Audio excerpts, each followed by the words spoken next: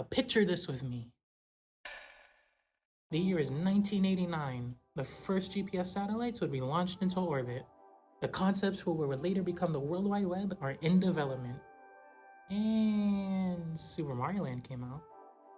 Alright, maybe listing all those out puts into perspective a couple of things. We have one of the most innovative revolutions in informational technology. And then we have the World Wide Web and GPS. My experience with the game hasn't exactly been overreaching. I remember playing it a couple of times in high school while everyone else was on TikTok. But in saying that, I'm really no better.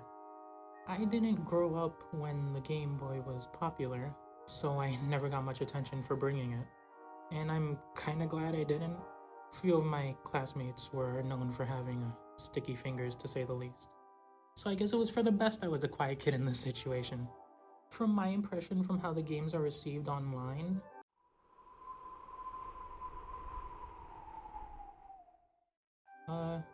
it's always been a strange case to me that not a lot of people tend to hold it in high regard, which is why I want to see what I have been missing out on since I actually started caring about this game. A journal of my experience in the form of a publicly accessible video. I don't know if this is a bad idea or not, but I'm going to college, so what's the use in muddling over risks at this point? This is Super Mario Land. At first, I didn't really know what I was missing out on until I started reading the manual for this game. There's no Bowser, no Peach, or even Luigi. It's just Mario and newcomers to the series, Princess Daisy, and the villain, the spaceman Tatanga. The more I read, the more I'm confused. There is no mention of the Mushroom Kingdom in this game. Instead, Mario travels through the world of Sarasa Land. Looks like Mario went from Brooklyn Plumber to Planet Hopper all in the span of 5 years. Now, aside from the characters and location, it's your standard Mario affair. Daisy is kidnapped and Mario has to save her. Guess that's really all you need for a Mario game, as long as the core gameplay is good enough to stand alone. Speaking of... Now there is a lot to talk about in this section. Unlike the number of levels in this game, 12? Yeah, that's a little more than 1/3 of Super Mario Bros. Levels, and a little more than 1/9 of Mario 3's levels. Like many other Game Boy platformers, this game is short. However, seeing as the next game in the series would be double the length, I can only chalk this up to time constraints, or not using the hardware to its fullest potential quite yet. At this time, Mario was going through an experimental phase. Most of the elements in this game would later be refined or taken out completely.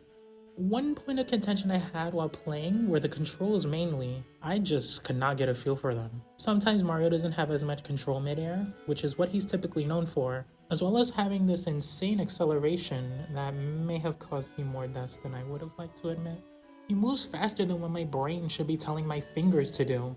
Hear that with the many bottomless pits and you have a pretty challenging experience. Well, at least they're pretty generous with the lives. Oh yeah, there are hearts in this game. Hearts as a way of recovering life has appeared in other Mario games, like 64 and Odyssey. However, the Super Ball Flower, or as the manual states, flower, has only appeared in this game. And Mario Maker 2, for some reason. Just in case you forgot it exists. Essentially, it's just a fire flower that ricochets off surfaces. Moving on to the Marine Pop and the Sky Pop. They appear in 3 levels and function like old shoot-em-ups. Never got into them, personally. High blood pressure. That's not a good sign for my age. So, the enemies are pretty strange. They take some pretty heavy inspiration from their counterparts, like, how am I supposed to pronounce that name Jones over there, and, I want this to be over already, Andrew here. I think you're beginning to get the picture. So it appears that the American manual uses the Japanese names for the enemies for, reasons. The 3DS Virtual Console re-release would update their names to fit more closely to the main series. There are some pretty unique enemies in this game, such as Bombshell Koopas, acting like bomb-bombs when you jump on them. Albeit, many of the enemies do clone other Mario staples, such as this guy acting like Potaboos, that thing and whatever this is being fire piranha plants that you can actually step on. and whoever this is being Dry Bones. Aside from those examples, each enemy does offer a pretty fun and challenging experience. Like this jerk sprinting across the screen and giving me chest pain. No wonder I have high blood pressure. Man, this sure was Game Boy launch title. Well, in all due respect, the Game Boy was at least seen to be comparable to the NES in graphical capabilities. Of course, it would look basic, and they weren't exactly working with megabytes worth of cartridge space. On the other hand, it worked in their favor. Those limitations resulted in creative solutions. Mario's sprite tries to replicate what the NES did 5 years earlier, and it sure does serve a function. You are not going to see Mario as anything else but this, so you might want to temper your expectations. Now, I realize they do this for a reason. Mario has to stay dark in order to contrast with the background. You see, the Game Boy's screen is really hard to see in any kind of light. It's very dim and may cause eye damage from the amount of glare it gives off on a constant basis. And this was before backlights on handhelds would be commonplace. So keeping the background elements to a minimum and having the focal points be highlighted is a smart solution for that problem. The backgrounds are kept simple, only telling enough to get a general sense of where each stage takes place, slowly hinting towards the extraterrestrial. I'll be honest, I don't know much about music, other than it sounds good to my ears. But I want to talk about how good this soundtrack is, even if it's pretty short. Following with tradition, this game has overworld themes, each one changing periodically. An upbeat and chipper tune to offset the sadness of the situation. Let's listen.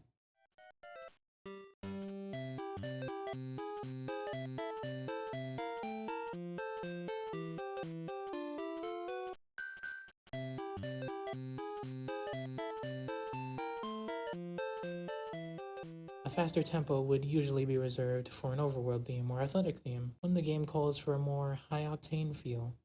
Now that I said that, I'd like to draw attention to a specific track called Marine Pop Sky Pop. It's an underwater/sky theme that has the time signature of a Starman theme. I just want to say I love this theme. Have a listen.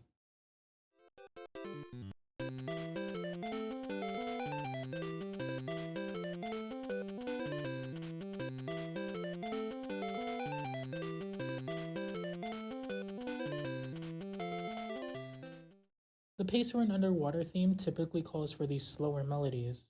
The Super Mario Bros. Underwater theme resembles an English waltz, and nearly every subsequent underwater theme tried to replicate that slower pace. This leaves another early example of a Mario game experimenting with the gameplay and music at the same time. Also, the Starman theme is can now.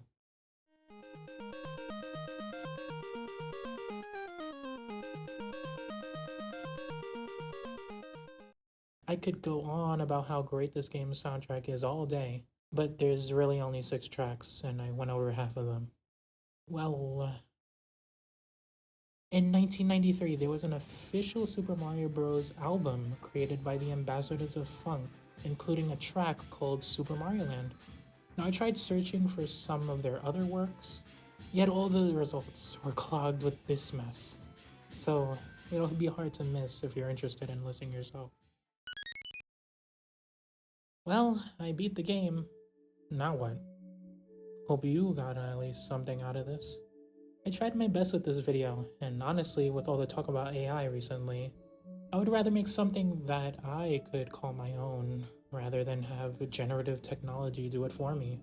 I honestly hope people feel the same way, because that's why we want to share what we create, whether it be a video game or a personal monologue about a video game. While Super Mario Land didn't have someone like Miyamoto at the helm, it was still revolutionary for its time. It may not be the best compared to other games, even within its series, but it means a lot to a lot of people. And I would assume to the people who made it, most importantly. Otherwise, what's the point in creating something you hate? Oh boy, I hope this doesn't come to bite me. Just in case... Well, I guess I mentioned everything I wanted to talk about. I wouldn't mind hearing what everyone who has experienced or plans to experience this game has to say. I know I didn't cover everything this game has to offer, and if given the chance, I would like to learn more. Until then, have a nice day.